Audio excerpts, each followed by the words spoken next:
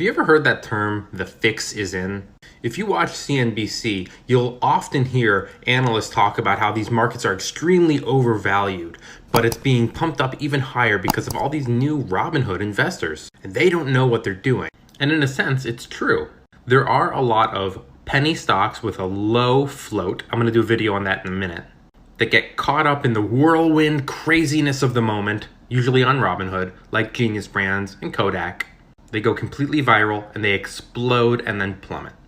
And then the analysts come out and they shake their heads and they go, all these Robinhood investors. But we're headed into extremely overvalued territory, which in any other market would indicate a massive correction is long overdue. But they'll come out on the news and they'll say, well, these new Robinhood investors don't know about valuation, they're dumb.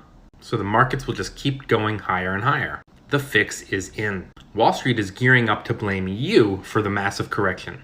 So what is a float anyway? Well, you've probably heard the term, how many shares are outstanding? How many shares does a company have on the market? More shares aren't always a good thing, although it's not a bad thing. It just means that it might be a little harder to move the stock. You need a lot of people coming in and buying or selling. So let's take a look at an example. I'm going to use McDonald's. Right here on their homepage, you can see shares outstanding, 744 million. But that's not the true number. We want to see the float. What's the float? It's all of the shares left over after you subtract executives, employees in the stock buyback program, and others whose shares are locked in for a set period of time. That means they can't sell them. How many shares are truly available? That's the float, and here's where you find it. Click on fundamentals, and it'll take you right here. Not that drastically different, but there is something else that's interesting, and I'm going to get to that next. So what does any of this have to do with anything about a fix being in? This is just my opinion. I might be wrong. I'm sure I'm going to hear about it in the comments. But let's keep taking a look at McDonald's because there was something else that was interesting under that float that I want you to see. Here we are. The float and the shares outstanding are pretty similar. But hey, what's this thing down here that says held by institutions? 65%. 65% of the shares available for you to trade are owned by institutions. That's a pretty substantial number. Now let's look at the famous Genius Brands. That's the one that got pumped up big time on Robinhood. Here we can see their float is 198 million, but held by institutions is basically nothing, 14%. These are the Robinhood stocks, the ones that are flying like crazy and then crashing. It doesn't have a lot of shares outstanding. It was relatively cheap when it started to go crazy. That's supply and demand. So what? What does this have to do with the fix? Let's take a look at Apple. Held by institutions, 60%. Let's take a look at Amazon, 57%. Let's take a look at Microsoft, 70%. Most of the shares in the large cap stocks are held by institutions, not us. But what do you see on the news all the time? It's these new Robinhood guys that are driving up the price. We simply don't have enough buying power. Look at all of those shares. Microsoft has 7.5 billion shares on the market. You honestly mean to tell me that the 6 or 10 million Robinhood accounts are behind all of this? Especially when 70% of the shares are owned by institutions? Nah. Yesterday, Tesla was at 50%. Today, 46%. And the stock is way down. Sure, they're doing a secondary offering, but also this.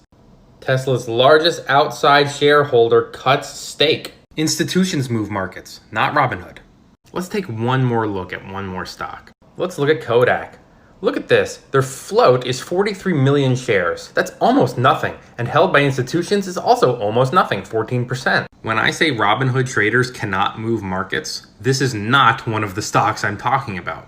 43 million shares at a very low price point of around $2 to $5 before the stock went crazy is entirely possible to point to a stock and say, you see, these Robinhood investors who don't know what they're doing, it's herd mentality, they're just buying whatever, they're driving up the markets, we are overvalued because of them. This allows Wall Street to point the finger at you and say you are the reason for these massive rallies.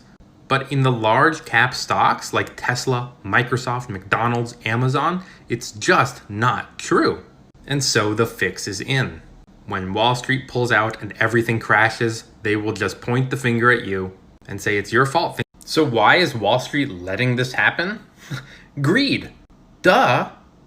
You don't think Wall Street is in on this, piggybacking off of the Robinhood trend, driving up stock past the point of reasonability? Stocks are so overvalued. But you go on all these apps and people go, who cares? Valuation means nothing anymore. That's just Wall Street taking advantage of the opportunity. They're probably killing it. But we are very overvalued. And it's not sustainable. Because eventually earnings won't match up with the massive growth we've been having. That's when Wall Street, that's those institutions, by the way, that hold the majority of the shares outstanding, or the float, that's when they exit. They dump their shares, they cause a massive correction in the markets. When people say, well, what happened? They say, hey, it's the Robinhood effect. It's a bunch of dummies who don't know what they're doing buying overvalued stocks, and you get hurt. This is a great question. The first thing I look for is a slowing in the economy. Hey, coronavirus, we've got that. Check. Second thing I look for is a lowering of the interest rates. When they lower interest rates, they try to spur on growth. They also flood the markets with new money. Low interest rate, we've got that. Check. This flood of new money leads to the stock market becoming extremely overvalued. We've got that. Check. They're also teasing raising the interest rate now. That sucks money out of the market. That's not good, but they're talking about it, so maybe check. The last thing is, with all these new investors, we've got a bad case of FOMO. People are afraid that they're going to miss out on chances to make money, so they're rushing into these stocks. News, rumors, speculation. So all of these factors are the recipe for a perfect storm. Savvy investors are now going to sit back. Remember, it's not a guarantee, it's just an indicator. What was I talking about yesterday? Overvalued markets and something, and I don't know, I can't remember. Let's get on the computer and see what we can find. Well, here's an article. Let's see what this guy says. Although there is no single driver for the weakness, it seems as if investors all of a sudden realized how overbought stocks are and sold. Someone yelled fire in a crowded theater and everyone left at once, said some guy from some money management firm.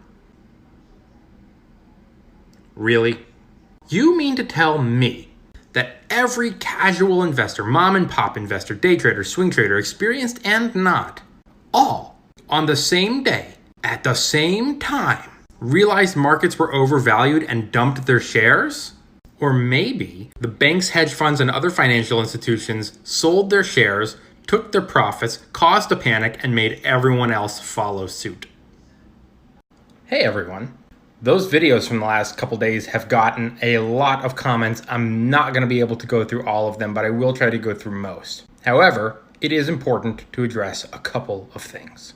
First of all, when I say that financial institutions own the majority of the shares available to be traded, aka the float, I've gotten a lot of comments from people saying, those mutual funds buy stocks for individual clients, idiot.